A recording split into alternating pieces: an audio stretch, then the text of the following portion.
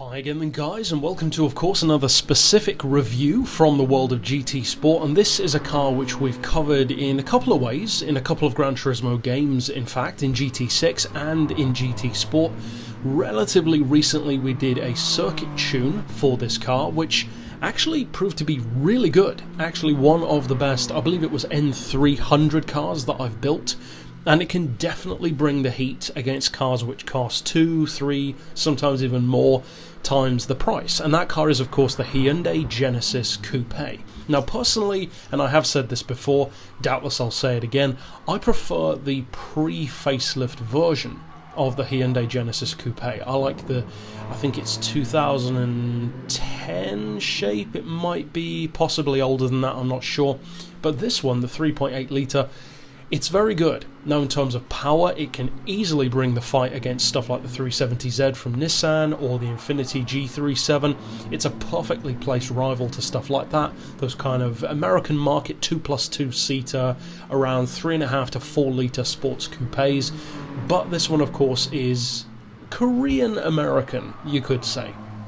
Korean at heart of course, but for the American market predominantly, and both Kia and Hyundai I would say are making great strides, and have been making great strides for a number of years now as far as their really desirable top-of-the-line cars are going, such as the Kia Stinger and the Hyundai Genesis Coupe shown here.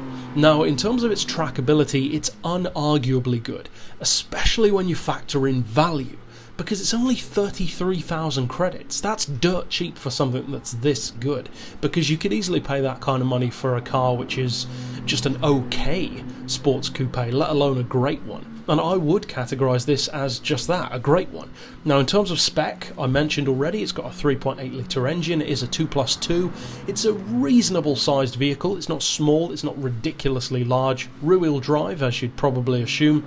In terms of power and torque, it's really good straight off the bat, 343 horsepower, just under 300 pound-feet of torque. The weight is actually pretty modest as well, it weighs 1,557 kilos, which that's not bad for a four-seater, pretty well-equipped, large engine coupe, and the horsepower per tonne is again, reasonable 220, which, given the weight, given the power, that's pretty good. Now, of course, the class has a ton of range. It's not quite as powerful, if I recall correctly, as it was in GT6. I believe it was somewhere in the region of like 830 horsepower. It might have been 833 if memory serves correctly. It was an incredibly powerful car. It was kind of like the Alfa Romeo Brera in terms of how surprisingly powerful it was when tuned.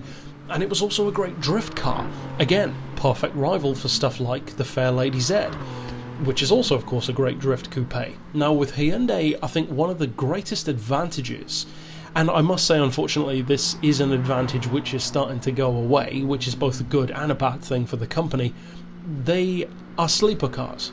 Hyundai as a brand, and especially Kia as a brand, a bland brand, they don't have the same kind of performance recognition that those rivals from Nissan, Infiniti, various others do.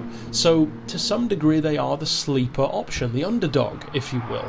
And the reason why I say that that advantage is kind of going away is because people are starting to realise how good they are. And that's why I said it's both a good and a bad thing. It's a great thing for business in the real world predominantly, and it's great for those of us who love cars like that, but it's a disadvantage obviously because once more people start to use them, it gets sometimes a bit oversaturated and it's not as much of a sleeper anymore, doesn't feel quite as special, but as a payoff that's not too much of a bad thing. Now in terms of how this car performs, I would definitely say that the Genesis feels better in GT Sport, in terms of handling in particular, than it did in GT6. Now it's not quite as quick, it was like a 265 mph car in GT6 with no NOS, so very impressive.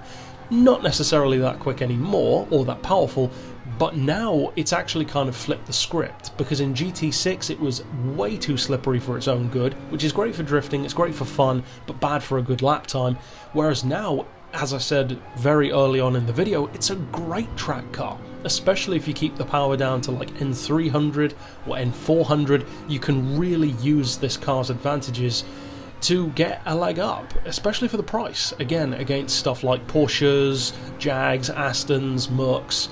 It's a deceptively good car. And it's one of the reasons why I love the Genesis Coupe. It's really good. It's not just a gimmick. It's not just Hyundai saying, let's build a bigger version of the Hyundai Tuscany, was it called? I believe the Hyundai Coupe, in effect, but with a genuinely powerful engine, which that car never really had. It was kind of a hair metal supercar, or a hair metal sports car, I should say, where it looked the part, but, you know, kind of Triumph Spitfire-esque. It didn't really deliver on that. This one definitely does. It's a great car, and definitely, if you haven't tried it out, of course, what are you doing? I think most people have by this point in the game, but if by some strange reason you haven't driven the Genesis or tried it out or maybe even bought one, I mean, for 33 grand, it's not exactly breaking the bank. So do yourself a favour, try out the Genesis. It's a great car for a number of things. Great drifter. It's very good in a straight line for its power. Deceptively good track car, especially in N300, at least with the tune that I did for it. And yeah, for value, it's almost off the scale.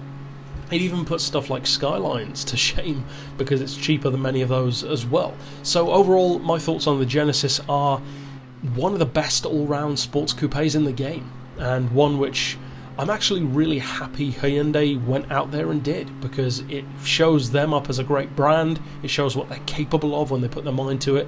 And just like with Kia, with the Stinger in particular, it's very cool to see them going from stride to stride in not just the selling of cars, but having a reputation for building really good performance cars. Because of course people carriers, SUVs, hatchbacks, selling a lot of those is cool, but it's cool when a company that doesn't really have any experience in building genuine performance cars goes into it and does so well so quickly. That's a very cool thing to see, and I have a lot of respect for them for that, and a lot of love too. So definitely check this one out. It would be nice if we get more rivals for it, such as the 370Z or the G37 from Infiniti perhaps. So we'll have to wait and see, but for now it's a great car. Definitely check it out, and that's it for this pick. So of course, if you haven't checked out my tune for it already, you can find that here on the channel. In fact, you can find it here by clicking on screen now. And for now, as always, thanks for watching.